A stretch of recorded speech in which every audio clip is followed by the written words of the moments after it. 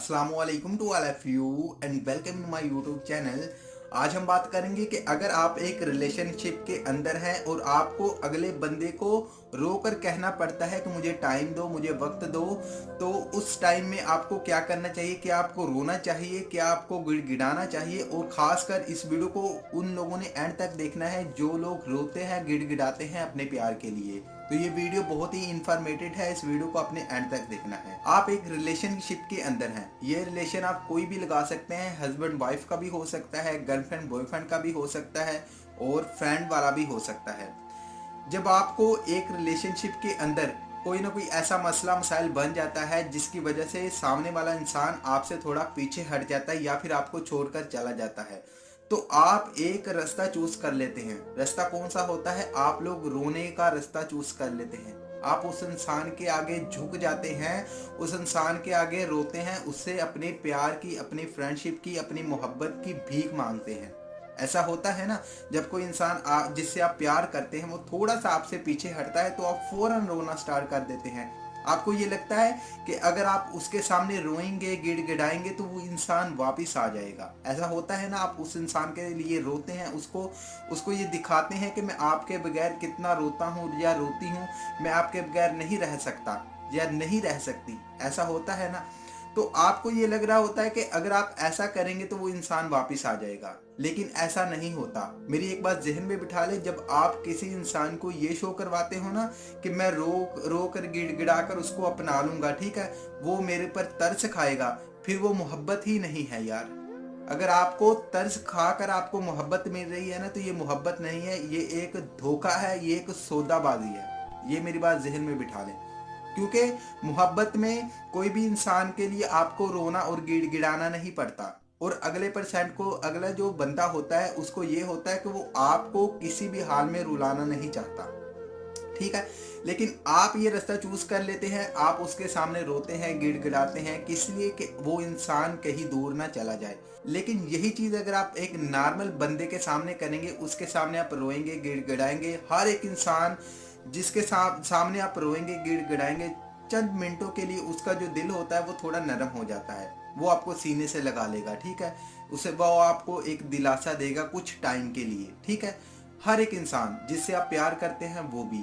तो ऐसी सिचुएशन में जब आप रोते हैं, गिड़गिड़ाते हैं, सोच समझ लीजिए कि आप अपने प्यार की भीख मांग रहे हैं। आप ये सोच रहे होते हैं कि यार अगर मैं रोऊंगा, गिड़गिड़ाऊंगा या मैं रोऊंगी, गिड़गिड़ाऊंगी तो वो अगला बंदा मान जाएगा।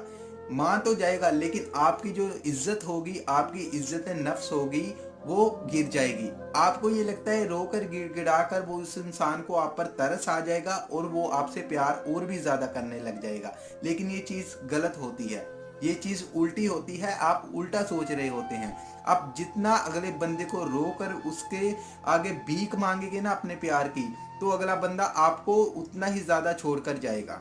समझ लीजिए कि पहले उस इंसान को आपके साथ 50% प्यार था। जब आप अपने प्यार की भीख मांगते हो ना, उसके आगे रोते हो, गिड़गिड़ाते हो, तो फिर वो 50 से 10% रह जाती है, 40% आपकी इज्जत और कम हो जाती है और वो इंसान आपको छोड़कर चला जाता है। ये सारी बातें समझाने का यही मतलब है कि अपने प्यार की भीख मत मांगा करें, किसी को रोकर ये मत जाहिर किया करें कि आप उसके बगैर नहीं रह सकते। किसी को ये मत बताया करें कि आप उससे बहुत प्यार करते हैं और उस इंसान के बगैर आपको सांस नहीं आता। जब आप अगले बंदे को ये शो करवाते हो ना, तो उसका दिमाग खराब हो जाता है। वो ये समझने लग जाता है कि ये बंदा मेरे बगैर नहीं रह सकता। सभी बातों का यही मतलब बनता है कि किसी के आगे रोकर, गिड़गिड़ा कर अपने प्यार की भीख मत मांगा करें। जब आप ऐसा करते हैं, आपकी इज्जत नफ्स को फर्क पड़ता है, आपकी इज्जत कम होती है। जब आप किसी के आगे रोते हैं, गिड़गिड़ाते हैं, उससे अपनी मोहब्बत की, उससे अपने प्यार की भीख मांगते हैं ना, तो आपकी इज्जत नफ्स कम होती है। सिर्फ उस इंसान की नज़रों में नहीं, और भी लोगों की नज़रों में आपकी इज्जत कम हो जाती है जब उस इंसान के लिए आप अपनी मोहब्बत की भीख मांग रहे होते हैं। तो अपनी इज्जत नफ्स को पहले रखा करें और ये मत सोच लिया करें कि अगर कोई इंसान आपको छोड़कर जाता है तो आप ये रोएंगे, उसके सामने रोएंगे, गुड़गिड़ाएंगे, उसको उसको बड़ा मासूम सा आप पेश करेंगे अपने आगे, तो वो इंसान वापस आ जाएगा। ऐसा नहीं होता। ये चीज़ें करना बंद कर दें, अपनी इज्जत को वैल्यू दें, खुद को वैल्यू दें। फिर देखना जो इंसान आपसे पीछे कदम हटाता है ना, वो आगे आपकी तरफ आएगा। ये काम कर कर देखें, ये एक्सपेरिमेंट कर कर देखें। आपको आपकी इज्जत सबसे प्यारी होनी चाहिए। ठीक है, आई होप कि मेरी बातें आपको समझ आ चुकी होंगी। अगर वीडियो अच्छी लगी तो लाइक कर देना, आगे शेयर कर देना। इस वीडियो की आखिर में मेरी आप सब लोगों के लिए दिल से दुआ है कि अल्लाह आपको खुश रखे और आपके सारे गम धो दे। आमीन सवामीन। अल्लाह हाफिज़।